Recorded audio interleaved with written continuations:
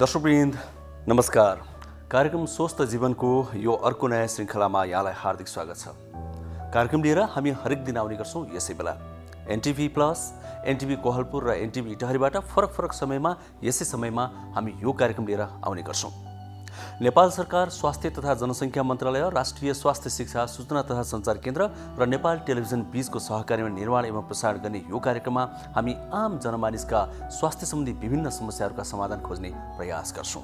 अनि नेपालमा मात्र नभएर अन्तर्राष्ट्रिय स्तरमा पनि गरिएका विभिन्न प्रयासहरूको नयाँ खोजहरूको पनि यहाँ जानकारी दिने गर्छौँ।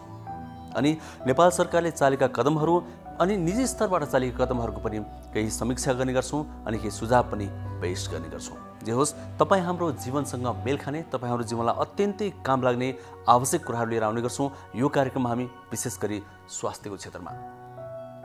फेरि दर्शक महानुभावहरू, हामीले पछिल्लो समयमा एउटा साझा राष्ट्रिय आकाङ्क्षासँग लिइरहेका छौँ, समृद्ध नेपाल सुखी नेपाली। हो, समृद्धि कतिखेर हुन्छ, हामी सुखी कतिखेर हुन्छौँ, त्यतिखेर जतिखेर हामी स्वस्थ रहन सक्छौँ। स्वास्थ्य त्यसको लागि अत्यन्तै महत्त्वपूर्ण कुरा हो। यसै कुरालाई मध्यनजर गर्दै नेपालको संविधानमा पनि स्वास्थ्यलाई मौलिक हकमा व्यवस्था गरिएको छ। त्यसो भए स्वास्थ्य सेवाको हरेक नागरिकले प्रत्याभूति गर्न पाउनुपर्छ। स्वास्थ्यका आधारभूत उपचारहरू भनेको निःशुल्क पाउनुपर्छ। के पाइरहेका छन् त नागरिकहरूले? नपाएको भए हामी कहाँनिर चुकिरहेका छौँ या कहाँ ती सुविधा दिइराखिएका छन्, यो विषयमा पनि कार्यक्रममा हामी जानकारी प्रस्तुत गर्ने गर्छौँ। आउनुहोस् आजका त्यस्तै विषयतिर लागौँ।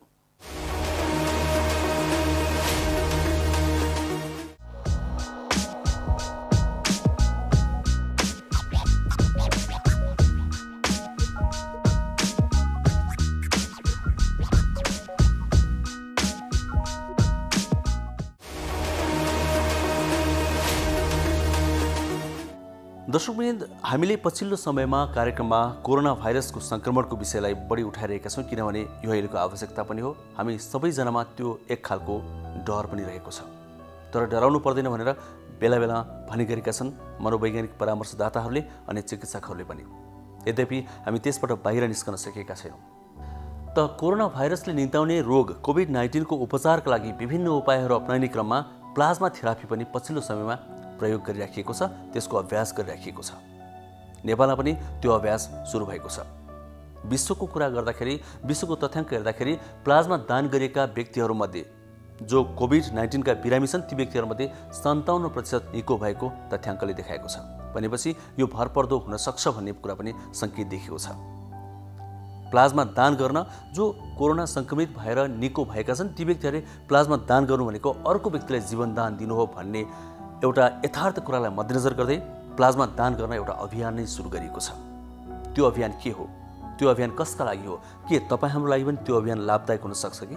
आजको कार्यक्रममा हामी यो विषयमा केही सामग्री प्रस्तुत गर्नेछौँ। त्यसै गरी आजको कार्यक्रममा हामी अर्को एउटा सामग्री प्रस्तुत गर्नेछौँ। दम रोगी, त्यसै गरी खोकी लाग्ने अनि श्वास प्रश्वास सम्बन्धी समस्या भएका व्यक्तिहरूले यतिखेरको समयमा कसरी बच्ने, छाती रोगीहरूले, विशेष गरी छाती सम्बन्धी रोग भएका व्यक्तिहरूले कसरी बच्ने, यो विषयमा पनि एउटा सामग्री आज हामी प्रस्तुत गर्दैछौँ। त्यसै गरी कार्यक्रममा आज हामीले समेट्ने अर्को विषय रहेको छ विराटनगर कोशी अस्पताल। अस्पतालका कर्मचारीहरू नै, स्वास्थ्य कर्मी नै कोरोना सङ्क्रमित भएर पनि अन्य कर्मचारीहरूले अनि स्वास्थ्य कर्मीहरूले त्यहाँ सेवा सञ्चालन गरिरहनु भएको छ। त्यहाँको अवस्था के छ, कसरी त्यस्तो अवस्थामा पनि सेवा सञ्चालन गर्न सकिँदो रहेछ, गर्नुपर्दो रहेछ, यो पनि आज हामी प्रस्तुत गर्दैछौँ। एकजना स्वास्थ्य कर्मीसँग कुराकानी गर्दैछौँ। सुरुमा भने प्लाज्मा दान गर्न उत्प्रेरित गर्ने उद्देश्यले सुरु गरिएको एउटा अभियानको जानकारी दिने यो सामग्री हामी प्रस्तुत गर्दैछौँ। विश्वका धेरै मुलुकले कोभिड-19 बिरामीको उपचारको लागि प्लाज्मा थेरापी प्रयोग गर्दै आएका छन्। नेपालमा साउन पहिलो सातादेखि कोभिड-19 बिरामीको लागि दिन थालिएको यो थेरापीले निरन्तरता पाउँदै आएको छ। कोरोना विरुद्ध भ्याक्सिन सर्वसुलभ नभएसम्म यसको त्रास घट्ने सम्भावना कम छ। अहिले अस्पताल भर्ना भएका अति जटिल अवस्थाका कोरोना पोजिटिभ बिरामीलाई गरिने उपचार पद्धतिमध्ये प्लाज्मा थेरापी प्रमुख रहेको छ। आइसियु वा भेन्टिलेटरमा राखिएका यस्ता बिरामीलाई यो थेरापी दिँदै आएको छ। हाम्रो शरीरमा बग्ने रक्तनलीमा बग्ने रगतमा चाहिँ दुईटा तत्त्व हुन्छ के। पहिलो तत्त्व चाहिँ सेलुलर पार्ट्सहरू हुन्छ, रक्त कोशिकाहरू। दोस्रो चाहिँ पानीको पार्ट येलोइस फ्लुइडहरू हुन्छ।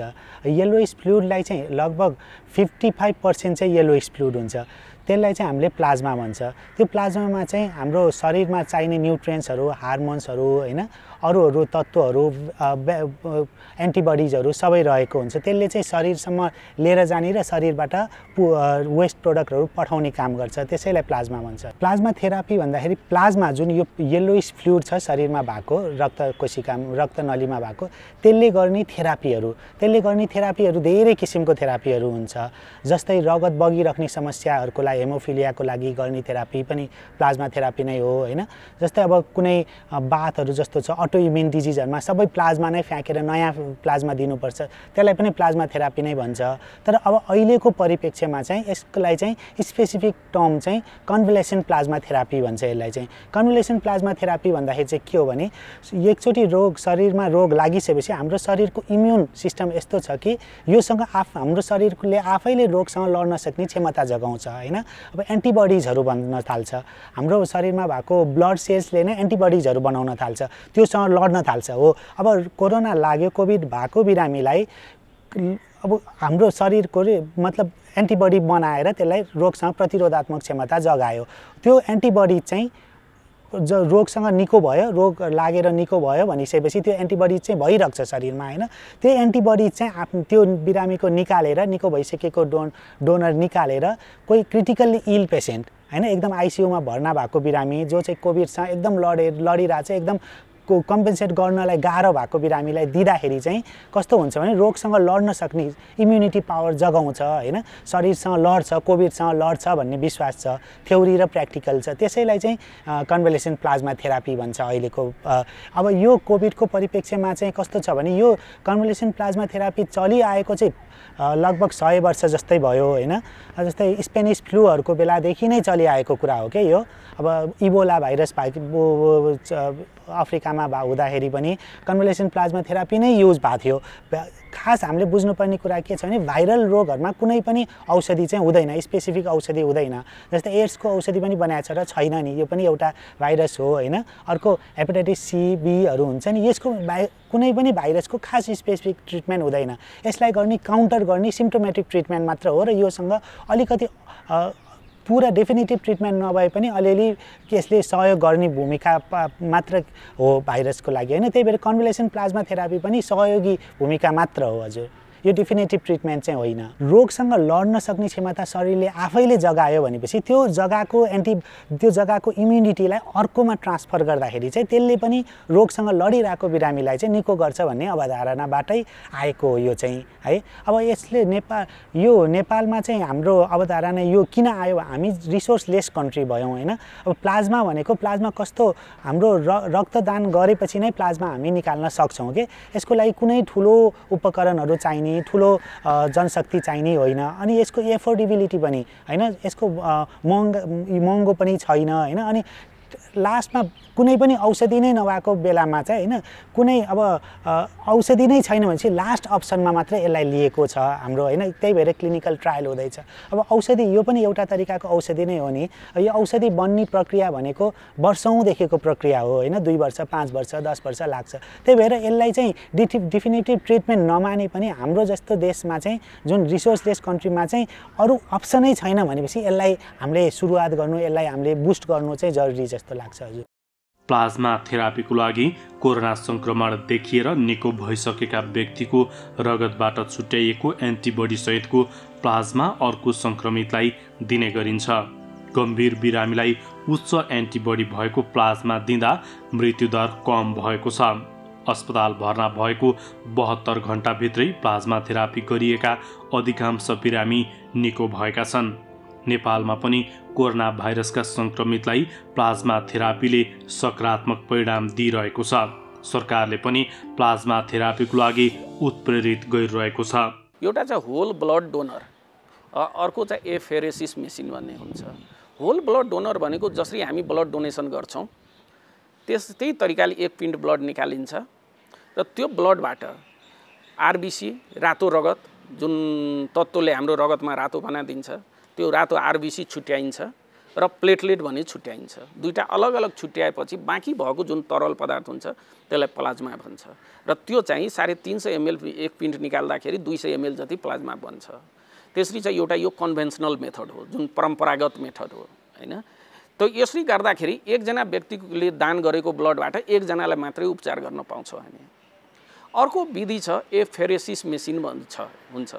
त्यसबाट के गरिन्छ भन्दाखेरि कुनै व्यक्तिमा त्यो मेसिन त्यसको नसामा पाइप जोडेर त्यो मेसिनबाट उसको रगतलाई सर्कुलेसन गराउँछ। त्यो मेसिनले के गर्छ, प्लाज्मालाई फिल्टर गर्छ र जुन अघि मैले भने नि आरबिसी र प्लेटलेट छुट्याउने, त्यो आरबिसी र प्लेटलेटलाई फेरि शरीरमै पठाइदिन्छ। यो भनेको आधुनिक विधि हो र यो विधिबाट हामीले प्लाज्मा निकाल्यो भने एक व्यक्तिबाट निकालेको प्लाज्माले 3 देखि 4 जनालाई उपचार गर्न मिल्छ र यो विधिबाट मान्छेको शरीरमा आरबिसी पनि निस्किने भएन, आफ्नै शरीरमा फेरि सर्कुलेट भयो, प्लेटलेट पनि निस्किने कुरो भएन।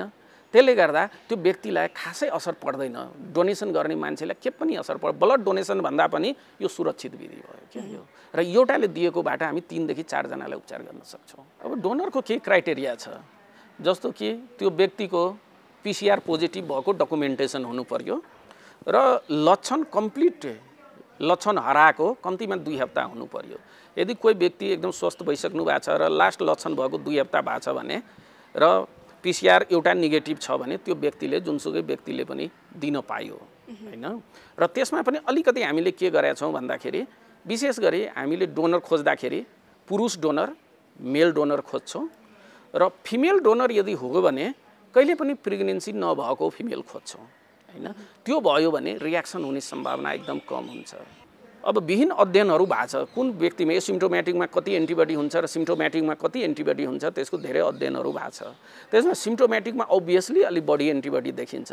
त्यही भएर प्रिफरेबल चाहिँ सिम्प्टोमेटिक डोनर नै, पहिला सिम्प्टोमेटिक भएको र अहिले निको भएको डोनर नै हो। तर पहिला एसिम्प्टोमेटिक भएर अहिले निको भएको डोनरमा पनि हामीलाई चाहिने जति एन्टिबडी चाहिँ हुन्छ, किनभने प्रेग्नेन्सी भएपछि नि त्यसमा त बच्चा बसेको हुन्छ। त्यसले गर्दा शरीरमा के हुन्छ, महिलाको शरीरमा विभिन्न किसिमको एन्टिबडीहरू बनेको हुन्छ के, अटो सेन्सिटाइजेसन भएर एन्टिबडी बनेको हुन्छ र त्यो प्लाज्मा अर्को व्यक्तिमा दियो भने अलि रियाक्सन हुने बढी सम्भावना हुन्छ। त्यो एक्सक्लुसिभली आउट चाहिँ होइन, प्रिफरेबल हो हैन, किनभने रियाक्सन कम गर्ने हो। त्यसले गर्दा यदि प्रेग्नेन्ट लेडीको प्लाज्मा हामीले सङ्क्रमित व्यक्तिलाई दियो भने त्यसबाट हुने रियाक्सन हुने सम्भावना बढी हुन्छ भनेर हामीले त्यसलाई लेस प्रायोरिटीमा राख्यौँ। ब्लड ट्रान्सफ्युजनको गाइडलाइन छ नि त्यही नै यसमा पनि फलो गर्ने हो। त्यसको गाइडलाइन अनुसार अहिले चाहिँ ती 18 वर्षभन्दा माथिको व्यक्ति, क्रोनिक डिजिजहरू नभएको व्यक्ति हैन, मुटु किडनीको समस्याहरू, फोक्सोको दीर्घ रोगीहरू नभएको व्यक्ति, अदरवाइज हेल्दी व्यक्तिलाई यसले दिन पाउँछ। र यो कुनै म्याजिक बुलेट होइन हैन। अब जुन हाम्रो केस सक्सेस भयो त्यसपछि के देखिन थाल्यो भन्दाखेरि धेरै ठाउँबाट प्लाज्माको डिमान्ड हुन थाल्यो है। त्यो चाहिँ बुझेर या नबुझेर हैन, किनभने यो सबै व्यक्तिलाई प्लाज्मा थेरापी दिने बित्तिकै राम्रो हुन्छ भन्ने छैन हैन। त्यही भएर पेसेन्ट सेलेक्सन भेरी इम्पोर्टेन्ट, धेरै महत्त्वपूर्ण हुन्छ। त्यही भएर कस्ता व्यक्तिलाई यसले फाइदा गर्छ त, जस्तो कि कोभिड पोजिटिभ भएको व्यक्ति, निमोनिया छ र उसको अक्सिजनको मात्रा शरीरमा कम भइरहेछ, अक्सिजन लिन सकिरहेको छैन भने त्यस्ता व्यक्तिहरूलाई चाहिँ यसले फाइदा गर्छ। तर धेरै ढिलो भइसकेको छ, किडनी अरू अङ्गहरू ड्यामेज भइसकेको छ, अलरेडी भेन्टिलेटरमा गइसकेको मान्छेहरूमा हैन, ढिलो दियो भने पनि यसको फाइदा राम्रो देखिएको छैन हैन। त्यही भएर पेसेन्टको सेलेक्सन र time of transfusion is very important हैन। त्यो चाहिँ हामीले ध्यान दिनुपर्ने हुन्छ। यदि राम्रोसँग पेसेन्ट सेलेक्सन गरेर यसलाई फाइदा हुन्छ भनेर ट्रिटिङ फिजिसियनलाई लाग्यो र दियो भने यसको सक्सेस रेट धेरै राम्रो छ। र अहिले रिसेन्ट एउटा मेटा एनालाइसिस अध्ययनले कि विभिन्न अध्ययनहरूको चाहिँ एनालाइसिसले के देखायो भन्दाखेरि यो प्लाज्मा थेरापीले 57% पेसेन्टलाई चाहिँ राम्रो गरेको छ। अहिले कोरोना संक्रमण भएर निको भएका व्यक्तिहरूको प्रयासमा मैले जिते कोरोना म गर्छु प्लाज्मा रक्तदान अभियान सुरु भएको छ। जटिल अवस्थामा रहेका संक्रमितहरूलाई उपचारको क्रममा प्लाज्मा थेरापीको लागि दाताको अभाव नहोस् भनेर जनचेतनामूलक अभियान सुरुवात गरिएको अभियन्ताहरूले बताएका छन्। कोभिड-19 संक्रमणबाट मृत्युसँग लडिरहेका बिरामीको जीवन बचाउन प्लाज्मा थेरापीले मद्दत गर्ने भएकोले यो अभियान सुरु गरिएको उनीहरूको भनाइ छ। प्लाज्मा सङ्कलनको लागि प्लाज्मा बैंक समेत स्थापना गरिएको छ। मिल्नेले दान गरौँ, नमिल्नेले उत्प्रेरित गरौँ भन्दै यो अभियान सुरु गरिएको हो। संक्रमितलाई माया ममता सहित उसलाई आवश्यक सहयोग गरिदिनका लागि आम जनसमुदायलाई अपिल गर्ने र संक्रमण मुक्त भइसकेपछि कोरोना जितेकोहरूलाई चाहिँ रक्तदान अथवा प्लाज्मा दान गरेर थप संक्रमितलाई चाहिँ संक्रमणको जोखिमबाट मुक्त गर्ने अभियानमा आम देशवासीहरूलाई एकीकृत गर्नका लागि हामीले देशैभरिबाट संक्रमण भएर संक्रमणको पीडा भोगेर आइसोलेसन बसेर निको हुनुभएका देशभरिका आम मानिसहरूलाई एउटा सकारात्मक सन्देश, उत्प्रेरणा, यो महामारी हो, यो त्रास होइन तर सावधानी अपनाउनु पर्ने विषय हो भन्नका लागि आज हामी यहाँ छौँ। संक्रमितको पक्षमा उत्प्रेरणात्मक अथवा मोटिभेसनल कार्यक्रमहरू संक्रमित हुँदाको अवस्थामा संक्रमण मुक्त भइसकेपछि राज्यलाई योगदान गर्ने गरी प्लाज्मा दान गरेर चाहिँ हामी राज्यलाई योगदान गर्न चाहन्छौँ। चन्द्रगिरी नगरपालिकामा चाहिँ स्वास्थ्यमै कार्यरत थिएँ र त्यो काम गर्ने सिलसिलामै मलाई पोजिटिभ भएको थियो होइन। त्यही पछि चाहिँ मैले चाहिँ एपिएफ हस्पिटलमा चाहिँ गएर चाहिँ त्यहाँबाट म कोरोना मुक्त भनेर त्यो पछि चाहिँ मैले 14 दिनकै दिन चाहिँ मैले प्लाज्मा डोनेसन गर्ने थिएँ। त्यस कारण चाहिँ मैले पनि दिएँ र मैले दिएकोले चाहिँ 3 जनालाई चाहिँ उपचार भयो भन्दाखेरि चाहिँ मलाई एकदम खुसी लागेर मैले फेरि चाहिँ 1 हप्तापछि फेरि दिन सक्छु। कोरोना जितेर आइसकेर अरू कोरोना चाहिँ लागेका चाहिँ बिरामीहरूलाई बचाउनका निमित्त, यो रक्तदान गर्नका निमित्त धेरै साथीहरू तमतमाएर हुनुहुन्छ। आज हाम्रो बिचमा धेरै नामहरू हामीले लिस्टेड गरेका छौँ यो प्लेटफर्म मार्फत। आज त्यो कुरा हामीले सार्वजनिक गरेर हामीले आज कति सकिन्छ आज हामीले दिन्छौँ। त्यस पश्चात हामीले एउटा नाम चाहिँ हामीले यहाँ चाहिँ सरहरू मार्फत हामीले यहाँ हस्तान्तरण गर्छौँ र त्यो चाहिँ आवश्यकताको आधारमा तपाईँहरूले बोलाउन सक्नुहुनेछ। त्यसो भएको हुनाले हामीले गरेको यो सानो काम यो समाजको लागि, यो राष्ट्रको लागि र यो महामारी जो फैलिएको छ यसलाई चाहिँ परास्त गर्नका लागि ठुलो चाहिँ योगदान पुग्नेछ। यो एकदम ठुलो कोसे ढुङ्गाको रूपमा स्थापित हुनेछ भन्ने जो हाम्रो अपेक्षा छ, त्यही अपेक्षालाई पुरा गर्नका लागि यो अभियान सुरु गरेका छौँ। मलाई जे सिम्पटमहरू देखियो, सिम्पटम देखेपछि नै सुरुमै मलाई आइसोलेट गरेँ आफ्नो परिवारबाट र त्यो आइसोलेट गरिसकेपछि म चेक गर्न गएँ। चेक गरेर आउँदाखेरि मलाई पोजिटिभ देखियो र मेरो कन्ट्याक्ट ट्रेसिङबाट 9 जना अरू मेरो परिवारको सदस्यहरूको चेकअप गर्दाखेरि कसैलाई पनि मैले सारिनँ र म यो दौरानमा मैले कुनै डक्टरलाई पनि कन्ट्याक्ट गरिनँ, कुनै हस्पिटल पनि गइनँ, तर पनि मैले निको पाएँ। यो के रहेछ भन्दा अब यो जसको उपचारै छैन, जसको उपचार छैन भने त्यो रोग पत्ता लगाएर त्यसमा चिन्तित भएर बस्नु आवश्यक छैन कोही पनि। त्यस कारणले गर्दाखेरि के छ भने यो लागेपछि आफूलाई आइसोलेट गरेर हामीले चाहिँ जे हाम्रो मापदण्डहरू अहिले प्रचार प्रसारमा आइरहेको छन्, कसैलाई पनि नछुने, आफू छुट्टै खाने, छुट्टै बस्ने, छुट्टै बाथरुमहरू प्रयोग गर्ने, यति कुराहरू गऱ्यो भने कमसेकम समाजमा अरूलाई सङ्क्रमण नबनाइकन पनि एकल निको हुन सकिन्छ भन्ने चाहिँ मलाई मेरो एउटा अनुभव छ। यो अभियानलाई अगाडि बढाउँदै जाँदा यसले अवश्य पनि समाजमा अरू नयाँ सङ्क्रमितलाई कोरोना जित्नका लागि एउटा राम्रो बल प्रदान गर्छ। यो आत्मबलले नै जित्ने रोग हो, यसको उपचार छैन। त्यस कारणले गर्दाखेरि आत्मबल बलियो बनाऊ र हाम्रो आत्मबल बलियो सँगसँगै हामीले जे हामी सञ्चार माध्यममा आएका नियमहरू छन् त्यसलाई फलो गऱ्यौँ भने हामी आफू पनि जोगिन्छौँ र समाजमा अरूलाई सर्न नदिने कुराबाट पनि हामीले जोगाउन सक्छौँ। र यो अभियानमा प्लाज्मा दान गरेर चाहिँ झन् थप बिरामीलाई चाहिँ जीवनदान गर्ने एउटा अभियान जे सोचेर यो सुरुवात भएको छ, यसका लागि म धेरै धन्यवाद दिन्छु र मेरो तर्फबाट मैले आगामी दिनमा गर्नुपर्ने सबै सहयोगहरू गर्नका लागि म प्रतिबद्धता समेत। राज्यले बनाएको प्रोटोकल छ, जुन नियम छ त्यो नियमलाई पालना गरौँ र त्यो नियमलाई पालना गऱ्यौँ भने हामी कोरोनालाई अवश्य पनि जित्न सक्छौँ। त्यसकारणले जो जटिल केसमा अन्य पनि रोगहरूका कारणले, अन्य रोगका कारणले मान्छे कोरोना पोजिटिभ भइसके पछाडि जुन जटिल अवस्थामा जान्छन् त्यस्तो अवस्थामा चाहिँ हामीले प्लाज्मा दान गरेर हामी त्यस्ता व्यक्तिहरूलाई चाहिँ बचाउन सक्छौँ, आफू पनि बचौँ र अब यस पछाडि हुने नेपाली दाजुभाइहरूलाई पनि हामीले बचाउनुपर्छ भन्ने खालको सङ्क्रमित भएर निको भइसकेका आम नेपाली दाजुभाइ तथा दिदीबहिनीहरूले हामीले यो अभियानलाई साथ दिनुपर्छ र यो अभियानलाई अगाडि बढाउनुपर्छ भन्ने कुरा म राख्न चाहन्छु।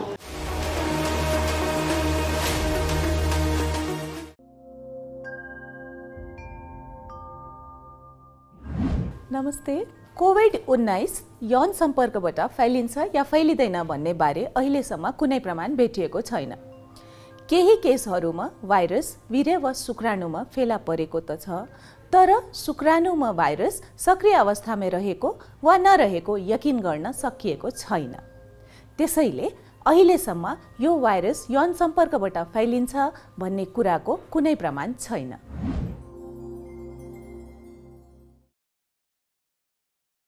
नमस्ते, म डाक्टर रोशन पोखरेल, प्रमुख विशेषज्ञ स्वास्थ्य मन्त्रालय। पेसाले म मानसिक रोग विशेषज्ञ हुँ। कोरोना रोग अहिले जुन भयावह रूपमा देखा परेको छ, योसँग हामी डराउनु चाहिँ पर्यो, योसँग हामी सचेत हुनु पर्यो।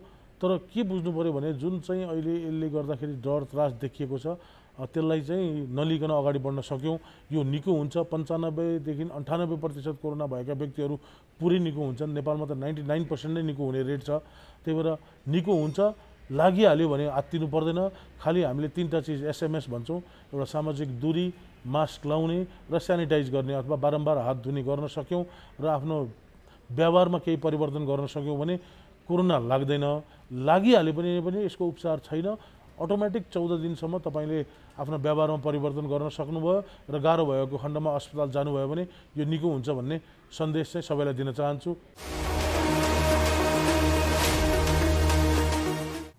दर्शकवृन्द, कार्यक्रम स्वस्थ जीवनमा यहाँहरूले आफ्ना प्रश्न राख्न सक्नुहुन्छ, जिज्ञासा राख्न सक्नुहुन्छ। हामीले बारम्बार भन्दै आएका छौँ, हामीले विभिन्न माध्यमहरू त्यसका लागि खुल्ला पनि गरेका छौँ।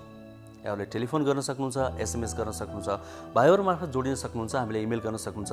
विभिन्न माध्यमहरू हामीले स्क्रिनमा देखाइ पनि रहेका छौँ। आउनुहोस् आजको अर्को विषयतिर लागौँ। जब कोरोना भाइरसले कसैलाई आक्रमण गर्छ तर श्वास प्रश्वास प्रणालीमा त्यसले सिधै आक्रमण गर्छ, सिधै पुग्छ भन्ने गर्छन् विज्ञहरू। त्यसो भए यसबाट कसरी बच्ने, दम रोगीहरू कसरी बच्ने, श्वास प्रश्वास सम्बन्धी समस्या भएका रोग भएका व्यक्तिहरू कसरी बच्ने र समग्रमा छाती सम्बन्धी रोग भएका व्यक्तिहरू कसरी बच्ने, आज हामी छाती रोग विशेषज्ञसँगको कुराकानीमा आधारित एउटा सामग्री अब प्रस्तुत गर्दैछौँ, जसले गर्दा हामीले पनि धेरैजनाले भएका समस्याहरू न्यूनीकरण गर्न सक्छौँ, कम गर्न सक्छौँ भन्ने हाम्रो विश्वास हो। आउनुहोस् यो सामग्रीतिर लागौँ। नेपालमा कोभिड-19 को गम्भीर बिरामी अधिकांश श्वास प्रश्वासका रोगी छन्। मृत्यु भएका मध्ये पनि धेरैजसो दम, निमोनिया, खोकी जस्ता श्वास प्रश्वास सम्बन्धी बिरामी रहेका छन्। श्वास प्रश्वास सम्बन्धी बिरामीलाई कोरोना लाग्यो भने अरूभन्दा गम्भीर असर देखिने विज्ञहरूको भनाइ छ। छाती रोग विशेषज्ञहरूले श्वास प्रश्वासको समस्या भएका बिरामी जोखिममा रहेको भन्दै उनीहरूको लागि विशेष हेरचाह र अक्सिजन सहितको स्वास्थ्य उपचारको व्यवस्था मिलाउनु पर्ने बताउँदै आएका छन्। संक्रमणबाट जोगिन श्वास प्रश्वास सम्बन्धी बिरामीले अपनाउनु पर्ने उपायबारे छाती रोग विशेषज्ञ डाक्टर नवराज शर्मासँग हामीले संवाद गरेका छौँ। रुगाखोकीदेखि लिएर क्यान्सर र इन्टरस्टिसियल लङ डिजिजसम्म बात, छातीको बातहरू भने जस्तै र दम, खोकी भनेर जुन भन्छौँ, अब यी साधारण बुझ्ने भाषामा चाहिँ यिनीदेखि लिएर क्यान्सरहरू, क्यान्सरका पनि विभिन्न किसिमको क्यान्सरहरूदेखि लिएर हार्ट एट्याक भने जस्तै फोक्सोको पनि मा पनि त्यस किसिमको अट्याक भएर समस्याहरू हुने गर्छ। त्यसैले धेरै कुराहरू छन्। तर हाम्रो यहाँ जनरली आउनेमा छातीको अब इन्फेक्सनकै कुरा गरौँ न, बढी जसो रोगहरू यो अहिले त हामी कोभिडको सङ्क्रमणमा पनि छौँ होइन। यसमै छातीमै बढी समस्या हुने गर्छ भनिन्छ र अहिले योभन्दा अगाडि होइन निमोनिया भइसकेका बिरामीहरूलाई भनौँ, अझ दीर्घ रोगीहरूलाई कोरोना सङ्क्रमण भयो भने कस्तो खालको जटिलता हुन्छ? हजुर, अब दीर्घ रोगीहरूलाई हरेक बिमारीहरू चाहिँ त्यो बिमारी बाहेक अरू बिमारी जुनसुकै भए पनि जटिल नै हुन्छ। त्यसै भएर कुनै पनि चाहिँ दीर्घ रोगी छ भने उसको शरीर कमजोर छ, उसले चाहिँ कुनै पनि अन्य रोगसँग चाहिँ प्रतिरोध गर्न सकिने क्षमता चाहिँ कम हुन्छ। त्यसो भए हुनाले चाहिँ कुनै पनि अर्को चाहिँ कोमर्बिडिटी भन्छौँ, अरू बिमारी सहित भएकोमा चाहिँ कोभिडको इन्फेक्सन भयो भने पक्कै पनि चाहिँ उसलाई चाहिँ बढी हुन्छ, गाह्रो हुन्छ भन्ने त्यो तर्क हो कि एउटा सबभन्दा मेन कुरा त उसको इम्युनिटी पावर नै कम हुन्छ र एज त्यसमा विशेष गरेर बिमारीको साथसाथै इम्युनिटी पावरसँग डाइरेक्ट चाहिँ रिलेसन हुन्छ होइन। कमजोर मान्छेको चाहिँ प्रतिरोध गर्न सक्ने क्षमता कमजोरै हुन्छ। त्यसो भए हुनाले अरू रोगहरू हुँदाखेरि कोभिडको उसले चाहिँ भाइरसले चाहिँ बढी लाभ प्राप्त गर्छ कि हाम्रो शरीर कमजोर हुन्छ, उसँग लड्न चाहिँ सक्दैन भनौँ। यो छाती सम्बन्धी समस्याहरू र यो कोभिडको सङ्क्रमण हुँदा देखिने समस्याहरू चाहिँ त्यो लक्षणहरू चाहिँ लगभग उस्तै नै हुन्छन्, श्वास प्रश्वासमा समस्या हुने लगायतका। कसरी चाहिँ छुट्याउने यो छाती मात्रै दुखेको हो या कोभिड सङ्क्रमण भएरै दुखेको हो भनेर?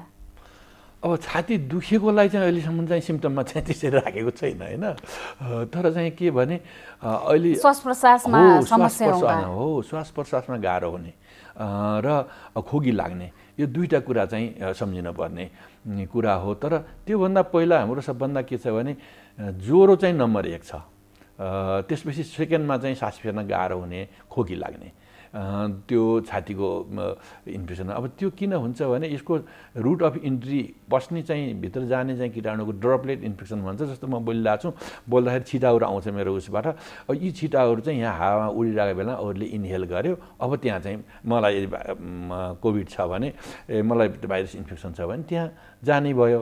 हो, जाने चाहिँ रुट के त भने रुट अफ इन्ट्री भनेको श्वास प्रश्वास, अनि जान्छ कहाँ त भन्दा फोक्सोमा। त्यसो भए हुनाले फोक्सोको समस्या हुने हो। तर त्यसमा चाहिँ इन्फेक्सन भएपछि हुने जुन लक्षण हो, पहिलो लक्षण धेरै अधिकांश 96%, 95-96%मा फिभर देखिन्छ कि 1-2 दिन र फिभर पछि हराएर जान्छ।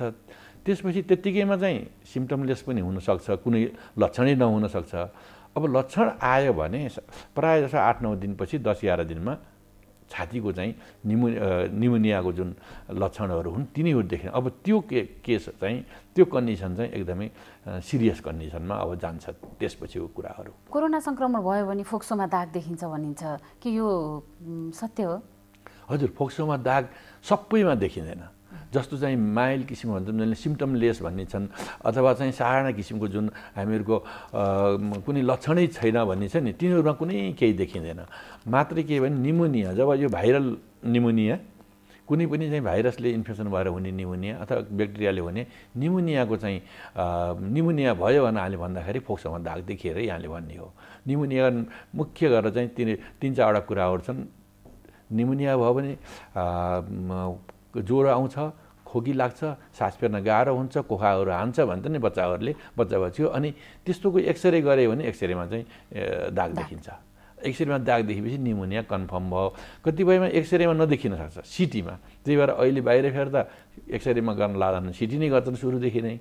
सिटीमा सानो सानो कुराहरू पनि देखिने हुनाले भर्खर इन्फेक्सन भएको बेलामा पनि निमोनिया सुरु भएको चाहिँ सिटी स्क्यानमा चाहिँ देखिन्छ एकदम सिधा। कोरोनाको सङ्क्रमण हुँदाखेरि कुनै लक्षण पनि देखिँदैन पनि भनिन्छ, कुनैलाई चाहिँ एकदम धेरै जटिल पनि हुन्छ होइन। यसमा जटिल हुनेहरूलाई गरिने उपचार र सामान्य अवस्था तिनीहरूलाई गरिने उपचार पद्धति चाहिँ कस्तो हुन्छ? होइन, अब त्यो त लक्षण अनुसारको सिरियसनेस अनुसारको उपचार गर्नु पर्यो है। अब कुनैलाई त जस्तो कि 100जनालाई बिरामी भइरहेको छ नि, अहिलेसम्म देखिएको हाम्रो नेपालको भन्ने हो भने त 90%लाई चाहिँ कुनै केही उपचारै गर्नु पर्दैन, एउटा सिटामोल पनि दिनु पर्दैन। कुनै पनि लक्षण देखिया छैन र लक्षण देखिन्छ भन्ने छैन। 90% जस्तो केसहरूमा लक्षणहरू देखिँदैन, उनीहरूलाई कुनै अरू केही उपचार चाहिँदैन। अझ ज्वरो लक्षण भएकाहरूको लागि, अब सामान्य लक्षण भएकालाई त जस्तो लक्षण छ, जस्तो कि अब ज्वरो आयो, ज्वरोको लागि सिटामोलहरू दिनु पर्यो। अब अलिकति बढी उ भयो भने हामीले एन्टिबायोटिक एउटा एजिथ्रोमाइसिन, किनभने ब्याक्टेरियल इन्फेक्सनमा कहिले कहिले चाहिँ भाइरसको इन्फेक्सन हुँदाखेरि ब्याक्टेरियाले पनि अपर्चुनिस्ट इन्फेक्सनको हिसाबबाट ब्याक्टेरियाहरूले पनि अट्याक गर्छ। त्यसो भए हुनाले एउटा एन्टिबायोटिकको रूपमा चाहिँ एजिथ्रोमाइसिन चाहिँ 5 डेजको लागि दिने एउटा मान्यता छ।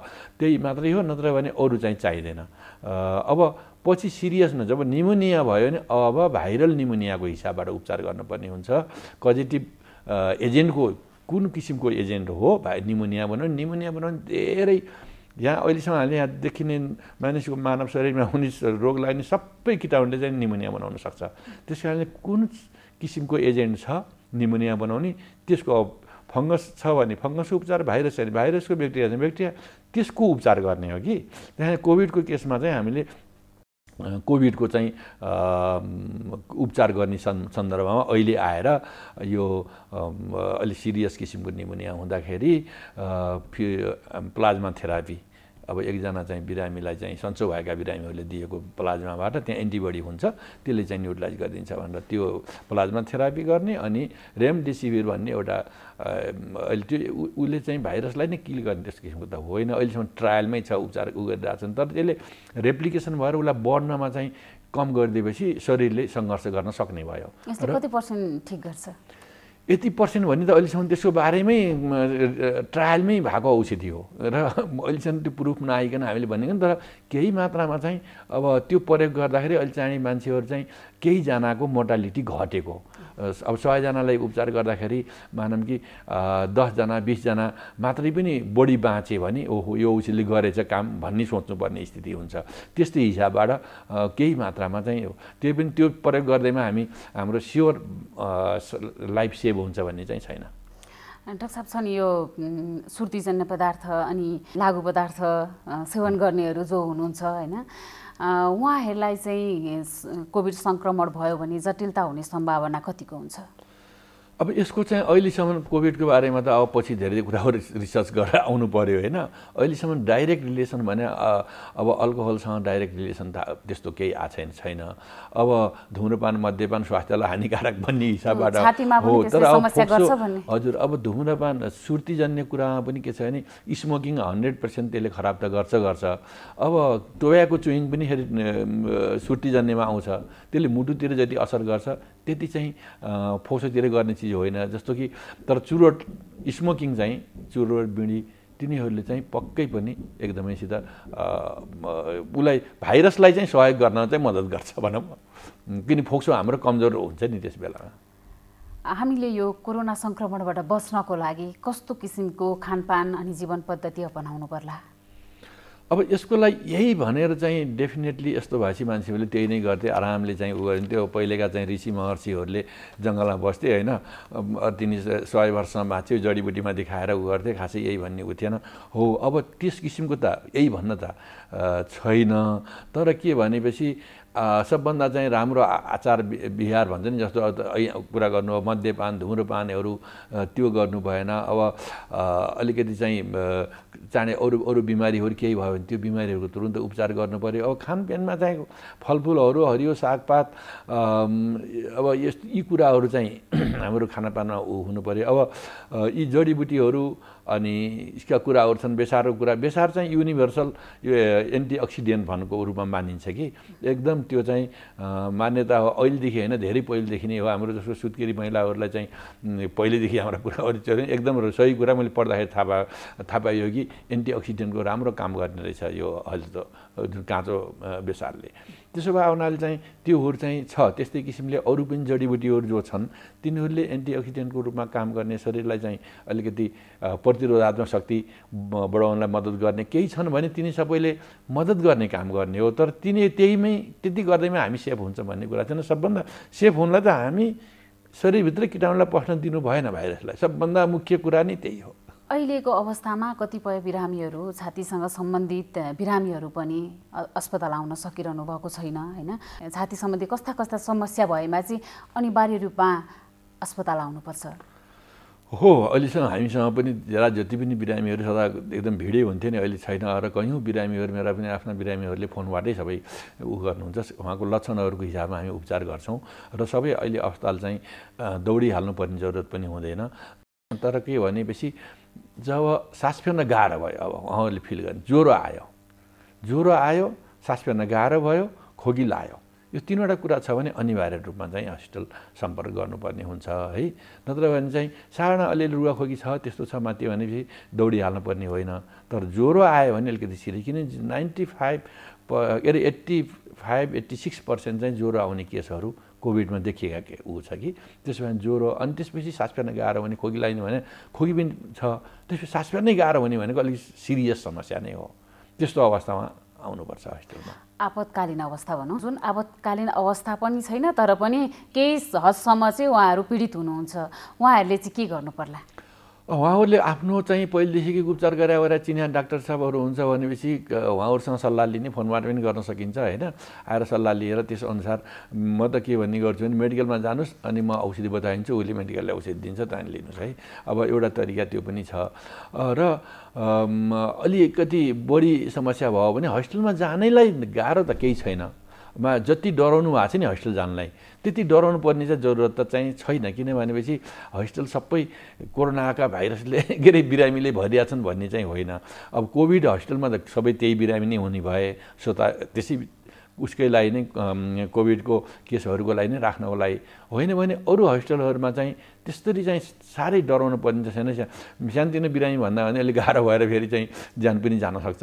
त्यस कारणले चाहिँ हस्पिटलहरूमा चाहिँ जानलाई त्यति नडराउँदा पनि हुन्छ। तर अब सेफ्टी त अप्नाउनु पऱ्यो। हस्पिटल जाँदाखेरि हामी अब ट्रान्सपोर्टमा जान्छौँ, त्यो पनि खतरा नै हुन्छ। लोकल ट्रान्सपोर्टमा आफ्नो गाडीहरू छ, आफ्नो साधन छ, त्यस्तो छ भनेपछि हस्पिटलमा जानलाई त्यतिका समस्या नपर्नुपर्छ। हामी यदि बाहिरबाट आएका छौँ भने हामीहरूले चाहिँ परीक्षण गर्नुपर्ने हुन्छ। दोस्रो कुरा भनेको यदि हामी बाहिरबाट आएको व्यक्ति को हामी सम्पर्कमा छौँ र यदि ऊ पोजिटिभ भएको छ भने पनि उसको सम्पर्कमा भएका भेटेका मान्छेले चाहिँ हामीले चाहिँ परीक्षण गर्नु पर्यो। तेस्रो कुरा भनेको जसलाई लक्षण देखिन्छ, जस्तो चाहिँ अब ज्वरो आउनु, सुक्खा खोकी लाग्नु, सास फेर्न गाह्रो हुनु, अथवा एउटा टिपिकल लक्षण के छ भने कोरोना हो कि होइन भन्नको लागि यदि स्वाद र गन्ध दुवैमा अथवा स्वाद र गन्धमध्ये एकमा यदि चाहिँ हरायो भने त्यो अवस्था चाहिँ हामीले चाहिँ पिसिआर टेस्ट चाहिँ हामीले गर्नुपर्ने हुन्छ। स्वाब दिइसकेपछि हामी चाहिँ आफ्नै घरमा अथवा चाहिँ आफू बसेको ठाउँमा हामी क्वारेन्टिनमा बसे जस्तो गरेर हामी चाहिँ कसैसँग नभेट्ने। यदि चाहिँ हामी चाहिँ घरबाट बाहिर निस्किन पर्यो भने जस्तो चाहिँ सही तरिकाले चाहिँ मास्क लगाउने, ग्लोभ्स लगाउने, चस्मा लगाउने, अनि त्यसपछि व्यक्तिगत दूरी चाहिँ कायम गर्ने, हात चाहिँ सेनिटाइज गरिरहने, त्यो गरेर चाहिँ हामी चाहिँ रिपोर्ट आउने बेलासम्मको लागि सेल्फ क्वारेन्टाइनमा चाहिँ हामी बस्नुपर्ने हुन्छ। पोजिटिभ भएको छ भने जब चाहिँ हामीलाई फोन आउँछ त्यसपछि चाहिँ हामीले के गर्नुपर्ने हुन्छ भने तीनटा चाहिँ उपाय हुन्छ। एउटा कुरा भनेको हामी चाहिँ जस्तो चाहिँ होम आइसोलेसनमा बस्नको लागि, जस्तो हाम्रो चाहिँ छुट्टै फ्ल्याट छ अथवा छुट्टै घर छ हामी भने त्यो अवस्था चाहिँ हामी चाहिँ होम आइसोलेसनमा बस्नु चाहिँ राम्रो हुन्छ।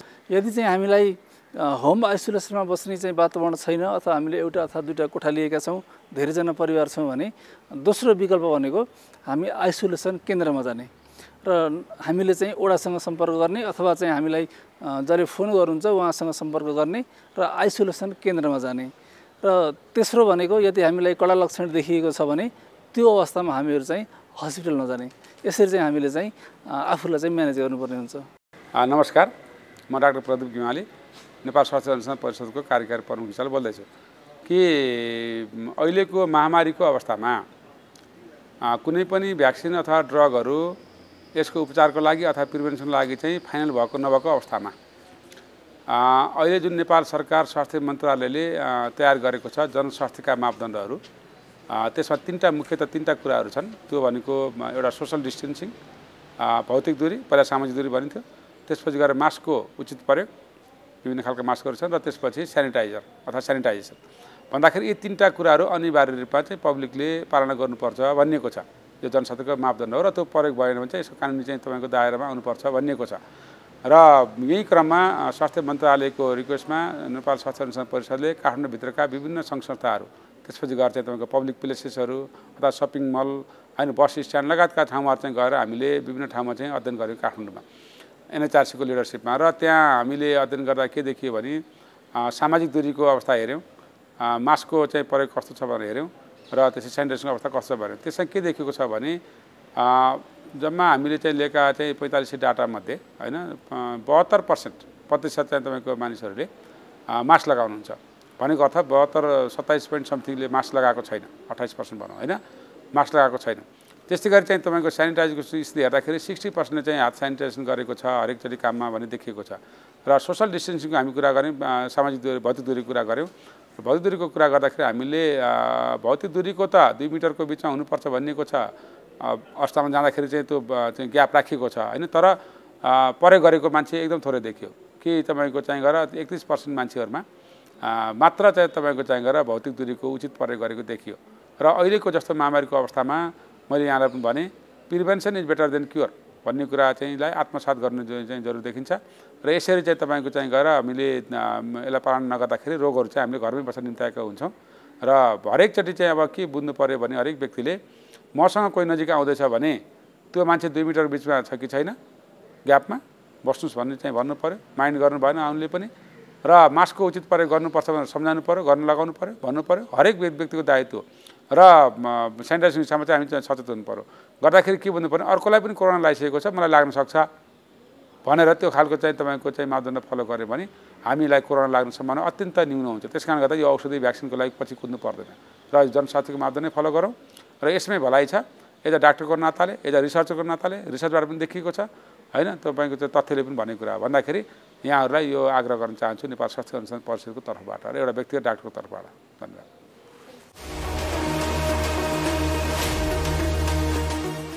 दर्शकवृन्द फेरि पनि प्रसङ्ग कोरोना भाइरसकै। कोरोना भाइरस सङ्क्रमित व्यक्तिहरू धेरै भएका जिल्लाहरूमध्येको एउटा जिल्ला हो मोरङ। मोरङको सिमाना भारतसँग जोडिएको छ, खुल्ला सिमाना छ त्यहाँ, त्यस कारणले पनि त्यहाँ धेरै सङ्क्रमित भएका हुन् भन्ने विज्ञहरूको भनाइ छ। त मोरङमा रहेको कोशी अस्पताल जहाँ रहेका स्वास्थ्य कर्मीहरू नै कोरोना सङ्क्रमित पनि भएका छन्, अन्य कर्मचारी पनि सङ्क्रमित भएका छन्। यद्यपि अस्पतालले आफ्ना अरू कर्मचारीहरूलाई व्यवस्थापन गरेर सेवा भने निरन्तर गरिरहेको छ। पक्कै पनि गाह्रो भएको छ त्यहाँ सेवा निरन्तर प्रवाह गर्न, तर पनि अस्पतालले व्यवस्थापन गरेको छ। यो उदाहरण धेरैका लागि प्रेरणादायी बन्न सक्छ भन्ने उद्देश्यले आजको कार्यक्रममा हामी अब एकैछिन यो प्रसङ्ग राख्दैछौँ। हामीले त्यहाँका एकजना सम्बन्धित अधिकारीसँग, चिकित्सकसँग कुराकानी गरेका छौँ, त्यही नै प्रस्तुत गर्दैछौँ। होम आइसोलेसनमा भएका बिरामीहरू सङ्क्रमितहरू चाहिँ जुन चाहिँ गम्भीर प्रकृतिको लिएर आउँछन् उहाँहरूलाई चाहिँ कोभिड डेडिकेटेड हस्पिटलमा पुर्याउनलाई नै अहिले समस्या भइरहेको छ र पुर्याउने बेलासम्म बिरामीको अवस्था पनि अलिक गम्भीर भइसकेको भेटिएको छ। जति धेरै जनघनत्व बढी भयो त्यो ठाउँमा मान्छेको आवत जावत धेरै हुने भएको कारणले गर्दा मान्छेहरूको चाहिँ जुन हामी सोसियल डिस्टेन्सिङ भन्छौँ त्यो मेन्टेन नभएको कारणले गर्दाखेरि चाहिँ यो चाहिँ सिम्टोमेटिक सँगसँगै एसिम्टोमेटिक बिरामीहरूबाट चाहिँ एकबाट अर्कोमा सर्ने क्रम चाहिँ बढिरहेको भएर जहाँ चाहिँ डेन्सिटी अफ पपुलेसन बढी हुन्छ त्यहाँ चाहिँ पक्का पनि यो रोगको चाहिँ ऊ चाहिँ बढ्दै बिस्तारै बढ्दै जान्छ र एकले अर्कोलाई सार्ने क्रम पनि बढ्दै जान्छ। सायद हामीले जति पनि अहिले हेर्छौँ, जति ऊहरू सूचनाहरू पाउँछौँ त्यो सबैमा चाहिँ जहाँ चाहिँ डेन्सली पपुलेटेड सिटीहरू छन् त्यसमा नै बढी कोरोनाको सङ्क्रमण फैलिएको देखेको छ। डेफिनेटली यो त कम्युनिटी स्प्रेडको थुप्रै इक्जाम्पलहरू छन्, किनभने कहिले पनि ट्राभल नगरेको, वरपर घरमा कोभिड बिरामी नभएको, घरैमा बसिरहनु भएको वृद्धहरूमासम्म कोरोना पोजिटिभ भएको भएर अब हामीसँग यो चाहिँ कुनै ट्रेसिङ गरेर पत्ता लाग्ने छैनन् भनेपछि यसलाई नै खास कम्युनिटी स्प्रेड भन्ने हो होइन। त्यही भएर अब त कम्युनिटी स्प्रेड छैन भनेर कसैले भन्नु पाउँदैन, कम्युनिटी स्प्रेड नै हो यो। तराईका सबै जिल्लाहरू चाहिँ भारतसँग नाका जोडिएका, सिमाना जोडिएका जिल्लाहरू भएको कारणले गर्दा मानिसहरूको आवत जावत चाहिँ देखिने ठाउँबाट चाहिँ स्ट्रिक्ट भए पनि धेरै चाहिँ हामीसँग चोर बाटाहरू छन् जसबाट हामी एकदम आरामसँग आवत जावत गर्न सक्छन्। इन्डियाबाट नेपालमा आउने मान्छेहरूको चाहिँ फ्लो पनि बढेकै छ, लुकी लुकी आउनेहरूको, त्यो एउटा हुनसक्छ। 2 नम्बरमा अर्को चाहिँ अघि नै भन्यो जनघनत्व बढी भएपछि त्यो पनि एउटा हो, जनघनत्व बढिन्छ तराई सबै जिल्लाहरूमा, हाम्रो यो स्पेसल्ली तराईको यो जिल्लाहरूमा, यो भेकमा प्रदेश नम्बर 1 र प्रदेश नम्बर 2 मा। त्यसपछि अर्को चाहिँ अवेरनेस हो यो होइन। हामीले चाहिँ लकडाउन भन्यौँ, त्यसपछि गऱ्यौँ भन्यौँ, यसमा चाहिँ मान्छेहरू अवेर भएनन्। लकडाउन भनेको सरकारले चाहिँ मतलब सरकारले जुन लकडाउन गर्यो त्यो चाहिँ पब्लिकहरूलाई चाहिँ भित्र बस भनेर अथवा भित्र बस भनेर हामीले सरकारले गरिदिएको जस्तो भयो, आफ्नो लागि कसैले पनि सोचेन क्या। लकडाउन सरकारले गरिदियो त्यही कारणले हामी भित्र बस्नुपर्छ भन्ने भयो। लकडाउनको अर्थ चाहिँ मान्छेहरूले खास हामीले बुझाउन नसकेको पनि होला होइन। लकडाउनको अर्थ चाहिँ एक अर्कासँग दूरी कायम गर्नुहोस् भन्ने हो, तर यो त सरकारले गरेको लकडाउन हो, बाहिर ननिस्किने, खुल्ने बित्तिकै हुरुर निस्किने। यो चाहिँ एउटा पब्लिक अवेरनेस चाहिँ बिल्कुलै भएन यो, स्पेसली तराईका जिल्लाहरूमा। अब त्यसको कारण चाहिँ थुप्रै कारणहरू हुनसक्छ, त्यसमा मेन चाहिँ एउटा शिक्षा पनि होला, एउटा अटेरीपन पनि होला होइन। अर्को चाहिँ अथवा हाम्रो गभर्मेन्टको सेक्टरबाट हामीले उहाँहरूलाई बुझाउन नसकेको होला यो अवेरनेसको बारेमा। कोभिडको कारणले गर्दा अरू स्वास्थ्य सेवाहरू डेफिनेटली प्रभावित भएको छ सबै अस्पतालहरूमा, राज्यभरकै अस्पतालहरूमा, इभन हाम्रो प्राइभेट सङ्घ संस्थाहरूमा पनि यो प्रभावित भएकै छ। किनभने 1 नम्बरमा त हामीले कोभिडको कारणले गर्दाखेरि जुन स्क्रिनिङहरू गर्छौँ, जुन बिरामीहरूको आउने सङ्ख्या पनि घट्यो थुप्रै कारणले गर्दा। बिरामी आउँदाखेरि पनि प्रत्येक जुन अस्पताल जान्छ हामी पहिला सस्पिसन कोरोना नै गर्छौँ। कोरोना सस्पिसन गरेपछि आइसोलेसनमा राख्छौँ, आइसोलेसनमा राखेपछि उहाँको स्वाब पठाउँछौँ, स्वाबको रिपोर्ट नआएसम्म फर्दर ट्रिटमेन्ट उहाँको यसरी चाहिँ मतलब रोकियो हैन। अब जब आइसोलेसनमा राखेर पोजिटिभ आयो भने कोभिड डेडिकेटेड पठाउँछौँ, नेगेटिभ आयो भने बल्ल उहाँको ट्रिटमेन्ट सुरु हुन्छ। यो डिलेले गर्दा प्रत्येक स्वास्थ्य मतलब प्रत्येक चाहिँ मान्छेहरूको चाहिँ जुन बिरामीको नेचर छ त्यो चाहिँ प्रभावित भएको छ। सेवा प्रभावित हुने भन्ने कुरा एउटा मान्छेको आवत जात कम भएर, अर्को कुरा कोरोनाको भय, अर्को कुरा स्वास्थ्य कर्मीहरू सङ्क्रमित हुन्छन् भन्ने, यी सबै कुराहरूलाई मध्यनजर राखेर यो सबैको प्रभावको चाहिँ लोड चाहिँ इमर्जेन्सीमा पर्न गयो। हाम्रो इन्डोर आउटडोर भन्दा पनि इमर्जेन्सीमा यसको लोड पर्न गयो। किनभने इमर्जेन्सीमा हामीले सस्पेक्ट गर्ने बित्तिकै इमर्जेन्सी र आइसोलेसनमा मान्छेहरूलाई चाहिँ पठाउँछौँ जबसम्म उहाँहरूको पिसिआर हुँदैन। अब यो चिजलाई चाहिँ रोक्नलाई के गर्न सकिन्छ भने त्यसको सल्युसन पनि दिनु पऱ्यो। यो चिजलाई रोक्नलाई सकेसम्म चाहिँ हामीले कोरोना सङ्क्रमित भएको व्यक्तिको सकेसम्म पिसिआर छिटो आओस्। पिसिआरको रिपोर्टले गर्दा यहाँ धेरै मतलब दुःख पाइरहेका छन् मान्छेहरू। तै पनि हामीसँग ब्याकलग यति धेरै हुन्छ कि त्यो स्वाबहरूको सङ्कलन त्यो चाहेर पनि उहाँहरूले छिटो दिन सक्नुहुन्न। किनभने हामीसँग चाहिँ यो पिसिआर ल्याबमा काम गर्ने यो जनशक्ति नै धेरै कम छ र मेसिन मात्र बढाएर हुँदैन। यो एउटा कुरा चाहिँ एकदम महत्त्वपूर्ण कुरा हो। मेसिन बढाएर त्यही मान्छेले 4वटा मेसिन भयो नि, एउटा मेसिन उसको उ त त्यही नै हो, एफोर्ट त त्यति नै हुन्छ। त्यही भएर मेसिन सँगसँगै पिसिआरमा काम गर्ने जनशक्तिको पनि एकदम छिटो नै डेभलपमेन्ट गरेर तिनीहरूलाई रिक्रुट गर्नु चाहिँ जरुरी छ देख्छु मैले देखेको कुरा। घरमै मृत्यु भएको, बाटोमा आउँदा आउँदै मृत्यु भएको कुरा अर्कै होला, तर अस्पतालमा चाहिँ बिरामीको सङ्ख्या नै कम भएर मृत्युको सङ्ख्या पनि कम छ। अरू चाहिँ जहाँसम्म लाग्छ मलाई होइन, कोरोनाकै कारणले बाहेक अरूबाट मृत्यु हुनेको सङ्ख्या चाहिँ तर कम छ। सरकारले चाहिँ एकदम प्रत्यक्ष ऊ पनि दिएको छ, गभर्मेन्टले डिरेक्सन पनि दिएको छ। हामीले कुनै पनि बिरामीलाई हेरिदिन भन्न पाउँदैनौँ होइन, तर हेरिदिन भन्न पाएर हामीले डाइरेक्टली बिरामी हेर्ने भन्दा नि यसलाई हामीले सस्पेक्ट गर्ने कि नगर्ने होइन। जस्तो कुनै पनि सर्जरी गर्ने बिरामीको डिले हुन्छ अब, किनभने पिसिआरको रिपोर्ट नआए सर्जरी गरिँदैन होइन। कुनै पनि बिरामीलाई आइसियुमा राख्नुपर्छ भने हामीले एकचोटि पिसिआर गरेका छ कि छैन भनेर सोध्छौँ। कुनै पनि बिरामीको डायलासिस गर्नुभन्दा अगाडि एकचोटि पिसिआर गरेको छ कि छैन भनेर सोध्छौँ। त्यसको कारण छ किनभने यदि पिसिआर नगरिकन हामी आइसियुमा गऱ्यौँ भने त्यो बिरामीलाई हामीले पछि पिसिआर गर्दा पोजिटिभ आयो भने फेरि अर्को 48 घन्टाको लागि हाम्रो आइसियु सेवा नै अवरुद्ध हुन्छ। त्यसगरी हेमोडायलासिस बन्द हुने अवस्था हुन्छ, ओटी सिल हुने अवस्था हुन्छ। यी टेक्निकल डिफिकल्टिजहरूका कारणले गर्दाखेरि सायद मात्र स्वास्थ्य कर्मीहरू पनि रिलक्टेन्ट भएको हुनसक्छ। कोभिडबाट जोगिने भनेको जब हामी कम्युनिटीमा गइसकेपछि अरू कुनै पनि फर्मुलाले काम गर्दैन। एसएमएस हामीले चाहिँ सोसल डिस्टेन्सिङ मेन्टेन गर्नै पर्छ, मास्क लाउनै पर्छ र ह्यान्ड वासिङ अथवा सेनिटाइजेसन गर्नुपर्छ। यो बाहेक तिनवटा विकल्पै छैन होइन। अब सोसियल डिस्टेन्सिङमा मेन कुरा आउँछ होइन। सोसियल डिस्टेन्सिङ भनेको अब अत्यावश्यक काममा बाहेक मान्छेहरूलाई घर ननिस्किन आह्वान गरिरहेको छ सबैले। अब त्यो कतिको सम्भव छ त्यो त म भन्न सक्दिनँ, तर त्यो चाहिँ जरुरी छ होइन। सबभन्दा यसमा अर्को कुरा यो जुन सिमानाबाट खुल्ला आवत जावत, जुन देखिने ठाउँबाट बाहेक नदेखिने ठाउँबाट जुन सिमानामा आवत जावत खुल्ला भइरहेको छ त्यसलाई रोकिनुपर्छ। किनभने तराईमा चाहिँ मैले देखेको चाहिँ मुख्य कुरा सबै तराईका जिल्लाहरू भारतसँग सिमाना जोडिएको कारणले गर्दा मान्छेहरूको फ्री फ्लो छ आउने जाने। इन्डियाबाट नेपालमा लुक्न आउने पनि प्रचलन छ होइन। यो चिजलाई कसरी रोक्न सकिन्छ? अब यो चिज रोक्ने अब हाम्रो पनि संयन्त्र होला, त्यो संयन्त्रलाई चाहिँ अलिकति त्यसलाई एक्टिभेट गर्नुपर्ने हो कि जस्तो लाग्छ।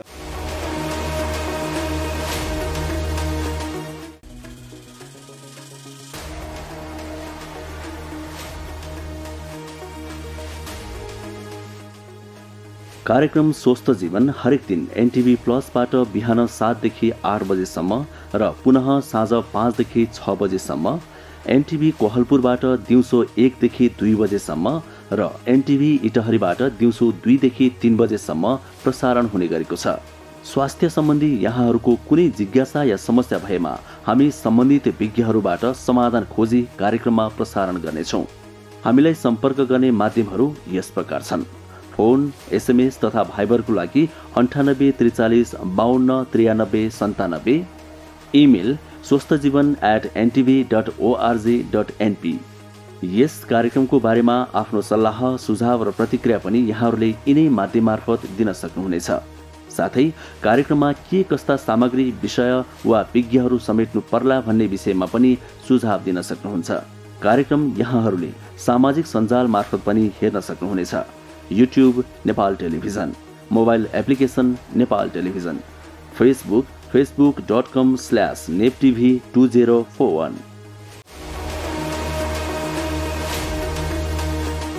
अब अहिले यो कोरोना महामारीको बेलामा सबैभन्दा महत्त्वपूर्ण कुरा भनेको मास्क हो सुरक्षाको लागि। त्यसैले मास्कको बारेमा चाहिँ थाहा पाउनु एकदमै जरुरी छ। अहिले धेरैले मास्कको प्रयोग गरिरहनु भएको छ, तर जतिले प्रयोग गरिरहनु भएको छ उहाँहरूले पनि यो राम्रो तरिकासँग प्रयोग नगरिरहेको अवस्था छ। त्यसैले मैले अहिले मास्कको बारेमा यो कसरी यसलाई सही तरिकाले प्रयोग गर्ने भन्ने बारेमा यहाँहरूलाई म केही कुराहरू बताउन चाहन्छु। मास्क मोटामोटी रूपमा हामीले 3 प्रकारका अहिले देखिराखेका छौँ। पहिलो प्रकार भनेको यो N95 मास्क छ। यो N95 मास्क भनेको यस्तो प्रकारको छ। यो N95 मास्कमा पनि 2 प्रकारको छ। एउटा यस्तो भल्भ भएको छ, यहाँ यस्तो भल्भ छ यसमा, र अर्को थरीमा चाहिँ भल्भ छैन। त्यसैले यो N95 मास्कमा भल्भ भएको र भल्भ नभएको गरी 2 प्रकारको छ। र अर्को यो सर्जिकल मास्क छ। यो सर्जिकल मास्क सबैभन्दा धेरै प्रयोग भइरहेको यो सर्जिकल मास्क हो। र तेस्रो चाहिँ कपडाले बनाएको, घरमै कपडाले बनाएको मास्क छ। अब यो मास्क लगाउँदाखेरि हामीले के कुरा थाहा पाउनुपर्छ भने अब यसलाई राम्रोसँग नाक र मुख छोपिने गरी लगाउनुपर्छ। यसरी राम्रोसँग नाक र मुख छोपिने गरी मास्क लगाउनुपर्छ र मास्क लगाउँदाखेरि यो भागमा समाउनुपर्छ। यो भागमा मास्कमा समाउनु हुँदैन कि यो कानमा अड्काउने भागमा समाएर अनि यसलाई यस प्रकारले लगाउनुपर्छ। टप्प हुने गरी नाक, गाला, तलको चिउरो कतैबाट पनि हावाभित्र बाहिर नआउने गरी यो लगाउनुपर्छ। र अहिले फुकाल्दाखेरि पनि यो पछाडिपट्टि कानको पछाडि फुकालेर यसरी फुकाल्नुपर्छ। र मास्क लगाउँदाखेरि र फुकाल्दाखेरि हात चाहिँ धुनुपर्छ। यो जरुरी छ कि हातले चाहिँ मास्कलाई छुन हुँदैन। यो पहिलो कुरो हो। दोस्रो कुरो, अब यो मास्क अब कहिलेसम्म लगाइरहने, यो आज लगाउने भोलि पर्सि कहिलेसम्म लगाउन मिल्छ भन्दाखेरि यो N95 मास्क बलियो छ। यसलाई तपाईँले पुनः प्रयोग गर्न सक्नुहुन्छ। यो महँगो पनि छ। यो स्वास्थ्य कर्मीहरूले प्रयोग गर्नुहोस् भनेर हामीले धेरै जस्तो जोड दिइराखेका छौँ। यसलाई चाहिँ लगाइसकेपछि घरमा गएर एकचोटि पखालेर साबुन पानीमा पखालेर घाममा सुकाइदिँदाखेरि हुन्छ भने यो सर्जिकल मास्क जुन चाहिँ धेरै आम नागरिकहरूले प्रयोग गरिरहनु भएको छ यसलाई दोहोऱ्याएर प्रयोग गर्न हुँदैन। यो डिस्पोजेबल हुन्छ। एकचोटि लगाएपछि यसलाई फाल्नुपर्छ। तर अब केही कारणले गर्दा यसलाई दोहोऱ्याएर फेरि प्रयोग गर्नु पर्यो भने यसलाई धुन हुँदैन। धोएपछि यो बिग्रन्छ। यसलाई घाममा सुकाइदिनु भयो, राम्रोसँग घामको किरणमा सुकाइदिनु भयो भने त्यो फेरि यसलाई प्रयोग गर्न सकिन्छ। कम्तीमा यसलाई 1 देखि 2 घन्टा चाहिँ घाममा सुकाउनुपर्छ। त्यसैले यो मास्कको बारेमा हामीले यति कुरा। अर्को कुरा के छ त भन्दाखेरि मास्क, कपडाको मास्क पनि उत्तिकै प्रभावकारी छ। अब कपडाको मास्क तपाईँले 3वटा लेयर, 3वटा तहको कपडाको मास्क बनाउन सकिन्छ र त्यसलाई घरमा मजाले धोएर त्यसलाई घाममा सुकाएर पुनः प्रयोग गर्न सक्नुहुन्छ।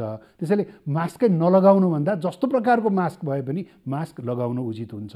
र अहिले कोरोना भाइरसबाट बच्ने सबैभन्दा महत्त्वपूर्ण हतियार भनेको मास्क नै हो। त्यस कारणले यो मास्कलाई चाहिँ सही तरिकाले लगाउनुहोस् भन्ने मैले अनुरोध गर्न चाहन्छु। स्वास्थ्य सम्बन्धी महत्त्वपूर्ण नम्बरहरू। स्वास्थ्य सम्बन्धी कुनै पनि जानकारी र सहयोगका लागि स्वास्थ्य तथा जनसङ्ख्या मन्त्रालयका हटलाइन नम्बरहरू 1115 र 1133 वा मोबाइल नम्बर 98512 55839। एम्बुलेन्स सेवाको लागि 102 र 112। वैदेशिक रोजगारीको क्रममा स्वास्थ्यमा समस्या भएमा, अन्य सहयोग वा जानकारी आवश्यक परेमा श्रम, रोजगार तथा सामाजिक सुरक्षा मन्त्रालयको हटलाइन नम्बर 1141। शान्ति, सुरक्षा र अन्य सहयोगका लागि नेपाल प्रहरीको नम्बर 100। सशस्त्र प्रहरी बलको नम्बर 1114। रगत आवश्यक परेमा ब्लड बैंकको नम्बर 01 42 25 344। सार्वजनिक हितका लागि नेपाल टेलिभिजन। नमस्ते, म डाक्टर राजु पङ्गेनी, म छाती रोग विशेषज्ञ। म आज विभिन्न श्वास प्रश्वास रोगसँग सम्बन्धित समस्याहरू र यसमा कोरोनाले गर्दा पार्ने असरहरूको बारेमा बताउँदैछु। यो तपाईहरुमध्ये जसलाई पनि यो श्वास प्रश्वाससँग सम्बन्धित दीर्घ रोगहरू छन्, जसलाई COPD, क्रोनिक ब्रोन्काइटिस या ब्रोन्कियल आज्मा, या कसैलाई चाहिँ इन्टरस्टिशियल लङ डिजिज या लङ फाइब्रोसिस या पुरानो निमोनिया या टिबीको कारणले फोक्सोमा जति पनि समस्याहरू, दीर्घ समस्याहरू छन्, उहाँहरूलाई यदि कोरोना इन्फेक्सन भयो भने यो दीर्घ समस्याको चाहिँ अचानक एट्याकहरू आउन सक्ने सम्भावना रहन्छ। यदि तपाईहरुमा कुनै यस्तो खालको दीर्घ श्वास प्रश्वाससँग सम्बन्धित समस्याहरू छ भने घरमै सकेसम्म घर बाहिर ननिस्किदिनु होला, घरमै बसिदिनुहोस् र घरभित्रै पनि सकेसम्म आफूलाई फुर्तिलो राख्ने कोसिस गर्नुहोस्। विभिन्न खालको व्यायामहरू गर्न सकिन्छ, घरभित्रै पनि योगाहरू गर्न सकिन्छ। यो श्वास प्रश्वाससँग सम्बन्धित यो फिजियोथेरापी एक्सर्साइजेसहरू पनि गर्न सकिन्छ र सँगसँगै प्रोटिनयुक्त यो पोषिलो आहारहरू पनि गर्दै गर्नु होला। घरमा पनि सकेसम्म आफू बाहिर हिँड्ने आधा घन्टासम्म हिँड्नुभयो भने पनि शरीर अलि फुर्तिलो रहन्छ र केही समस्या पर्यो जस्तै सास फेर्न अचानक गाह्रो भयो, ज्वरो आयो या चाहिँ खकार बाक्लो हुन थाल्यो, खकारमा पहेँलोपना आउन थाल्यो या खकारमा रगत आउन थाल्यो, कुनै पनि लक्षणहरू देखियो भने चाहिँ नजिकैको स्वास्थ्य चौकीमा स्वास्थ्य कार्यकर्ता या डाक्टरसँग सम्पर्क राख्नुहोला। र यदि केही समस्या परेर तपाईँहरूसँग कुनै डाक्टरको नम्बर छ, तपाईँलाई पहिलादेखि देखाइराख्नु भएको डाक्टर हुनुहुन्छ भने उहाँहरूलाई फोनमा सम्पर्क गरेर उहाँहरूसँग सोधेर यो विभिन्न उपायहरू चाहिँ अवलम्बन गर्नुहोला। र अर्को चाहिँ यो कोरोनाबाट बच्नको लागि जति पनि हामीहरू कुराहरू गर्छौँ, सामाजिक दूरी कायम गर्ने, बाहिर हिँड्दाखेरि मास्कको प्रयोग गर्ने, सरसफाइमा ध्यान दिने, यी सबै कुराहरू गरिदिनु होला। यो चाहिँ तपाईँहरू आफू पनि बस्नु होला र सँगसँगै अरूलाई पनि आफ्नो सङ्क्रमण सर्न सक्छ कि भनेर त्यो पनि ख्याल गरिदिनु होला। दर्शकवृन्द, कार्यक्रम स्वस्थ जीवनको समय सकिन आँटेको छ। 1 घण्टा समय धेरै लाग्छ, तर पनि यसमा समेट्न बाँकी कुराहरू अझै पनि धेरै छन्। त्यसैले हामी भोलि पनि आउँछौँ। यो कार्यक्रम दैनिक रूपमा प्रस्तुत हुने गर्छ एनटिभी प्लस, एनटिभी कोहलपुर अनि एनटिभी इटहरीबाट फरक फरक समयमा, तर तपाईँले जतिखेर हेर्दै हुनुहुन्छ यही समयमा प्रसारण हुने गर्छ। त्यसका बावजुद हामीले विभिन्न सामाजिक सञ्जाल मार्फत पनि कार्यक्रम प्रस्तुत प्रसारण गर्ने गरेका छौँ। यहाँले कार्यक्रम युट्युबमा हेर्न सक्नुहुन्छ, नेपाल टेलिभिजनको मोबाइल एप्लिकेसनमा हेर्न सक्नुहुन्छ, त्यसगरी वेबसाइटमा पनि हेर्न सक्नुहुन्छ। हामीले स्क्रिनमा ती ठेगाना देखाइरहेका छौँ। साथै यहाँले आफ्ना प्रश्न राख्न सक्नुहुन्छ, प्रतिक्रिया राख्न सक्नुहुन्छ, यो पनि भनिरहेका छौँ, ती पनि स्क्रिनमा देखाइरहेका छौँ। आज हामीले केही महत्त्वपूर्ण विषयहरू उठायौँ कार्यक्रममा। हामीलाई विश्वास छ यहाँहरूले पक्कै पनि यी कुरालाई व्यवहारमा उतार्नुहुन्छ र अर्को पनि विश्वास छ यहाँहरूका कुनै समस्या छन् भने, कुनै सुझावहरू छन् भने हामीलाई लेखेर या कुनै माध्यमबाट पठाउनुहुन्छ। जहाँ छौँ त्यहीँ सुरक्षित रहौँ, नडराउँ, नआत्तियौँ, तर पनि सतर्क भने पक्कै पनि रहौँ। नेपाल टेलिभिजन, नेपाल सरकार तपाईँसँगै छ। भोलि आउँछौँ, आजलाई छुट्टिन्छौँ। हस्त, नमस्ते।